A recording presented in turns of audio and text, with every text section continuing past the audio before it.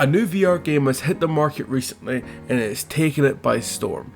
If you read the title of the video, you know the game's called Ghost of Tabor. If you haven't heard about Ghost of Tabor, it's VR's first extraction shooter. And if you don't know, extraction shooters have become very popular recently in the gaming community, with games like Escape from Tarkov and Call of Duty DMZ. So if you've never played an extraction shooter, you've at least heard about it. I'm going to be honest, I have played nothing but Ghost of Tabor within the last few weeks.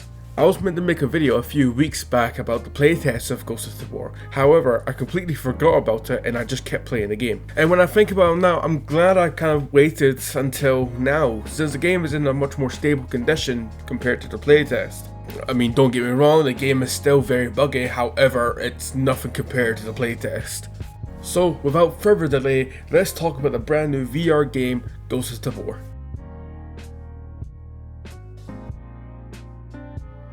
Something to keep in mind before I talk about Ghost of Tabor is that the game is still in early access, so some things might not look right and everything is subject to change. I could summarize this entire video right now by just saying this is Escape from Tarkov, but VR.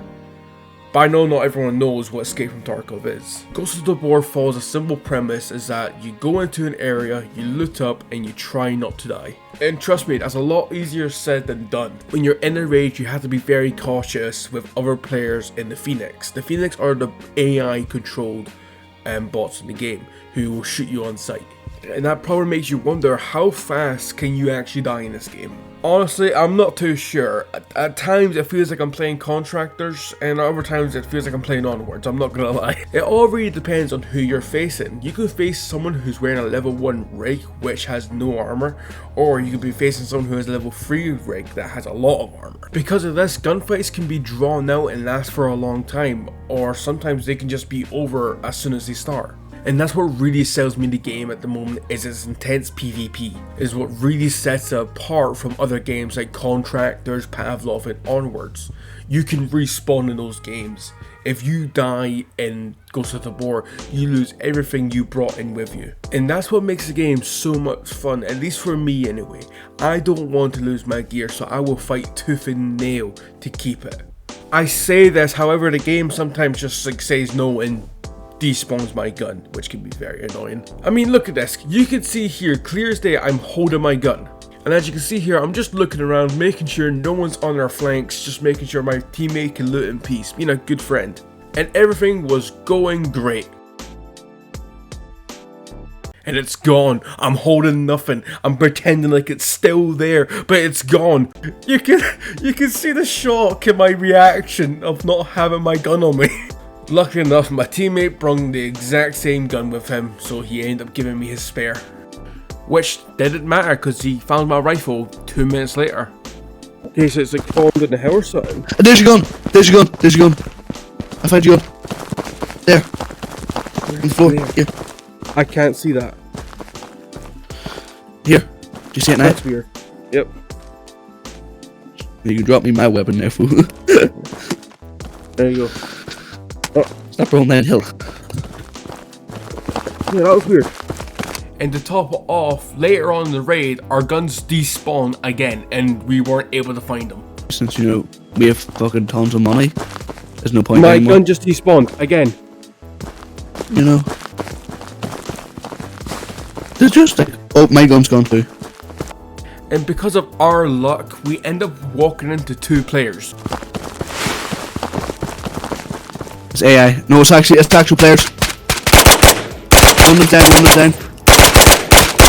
Luckily enough, we were able to kill them, and you can probably see here that I'm trying to ask for the gun back so I can fight back properly instead of using 1 mag of an MP5.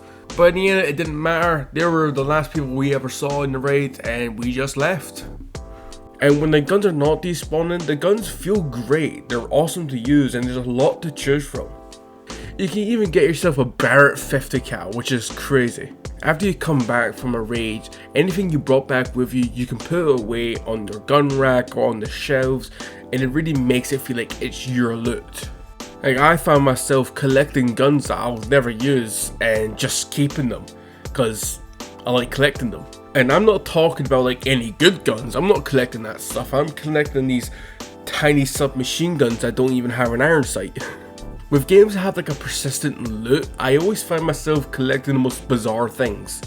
When I used to play Escape from Tarkov, I used to always collect knives, like scav knives. They were worthless, but I always collected them. Honestly, games like this turn me into an absolute loot goblin. And just in case you're wondering what's going on in the background here, my arm is stuck. Basically, there's a bug in the game that completely freezes your arm and you can't move it until you relog. And this was basically what was happening to me, so I had to take off all my stuff before leaving. As I said, the game is still in early access and therefore there's going to be a lot of bugs. But despite all that, this game has just been so much fun to play. At the moment, there's only 2 maps in Ghost of Tabor, one being called Missile Silo and the other one being called the Island of Tabor. Missile Silo takes place in, you guess it, a missile silo, where it's claustrophobic and mainly focuses on close quarter combat. However, Island of Tabor is a lot different, where it focuses on medium to long range engagements. And there's probably no secret, but these 2 maps play very differently from each other.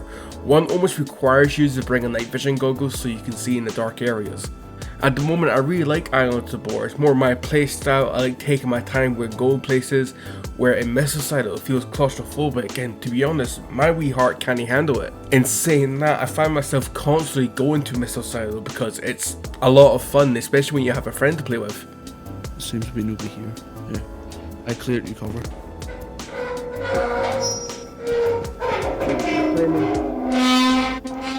Right, let's squeeze through. Just through.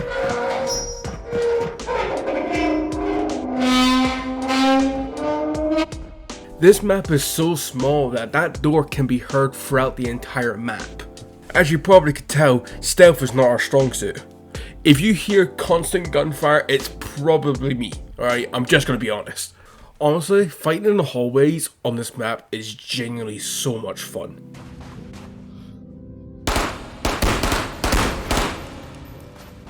Despite all the noise we were making, we never came across one player for this entire raid, which very much surprised me because we weren't being subtle.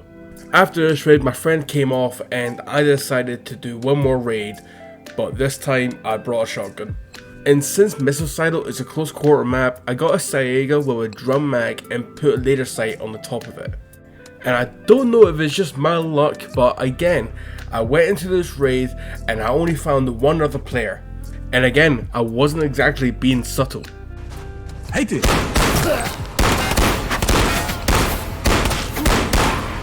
Hej kámo, pohodě. Wolves jsou někde blízko, dávej. Já to nechci kliknout.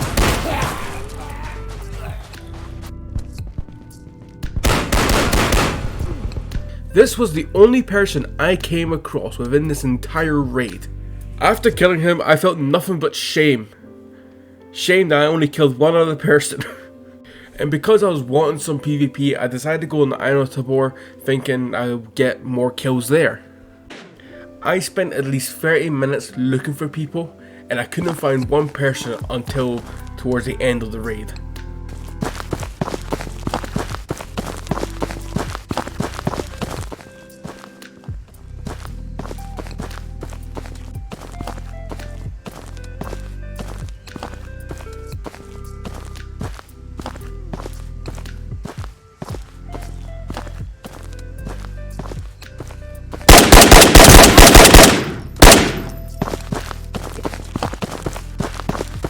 After I killed him, I grabbed his loot and I left. That's all the footage I have of Ghost of Tabor that's remotely interesting. Honestly, this game has been nothing but fun to play. Despite the bugs, I still find myself enjoying it immensely. I highly recommend anyone who's remotely interested in games like this to try it out. It's 100% worth it. The dev team behind this has done an amazing job so far of what they have, and this game has only been in development for less than 12 months, I believe. With all that being said, I'm going to end off the video here. Thank you again for watching. I really do appreciate it. If you like what you saw, leave a like and maybe consider subscribing.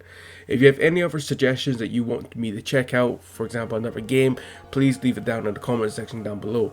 I also just want to take this time to apologise for the lack of uploads to the channel. I took a small break from YouTube to deal with a lot of personal matters that needed my attention, and I just had no time to put into my schedule to edit and record a video. Hopefully now things will get back on track with regular uploads.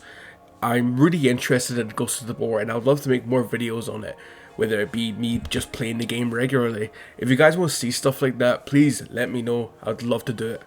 I play regularly with my Discord, so if you want to join in the fun, please feel free to join my Discord. I'll leave a link down in the description down below. With all that being said, thank you guys again for watching the video. It really does mean a lot to me. I'll see you on the next one.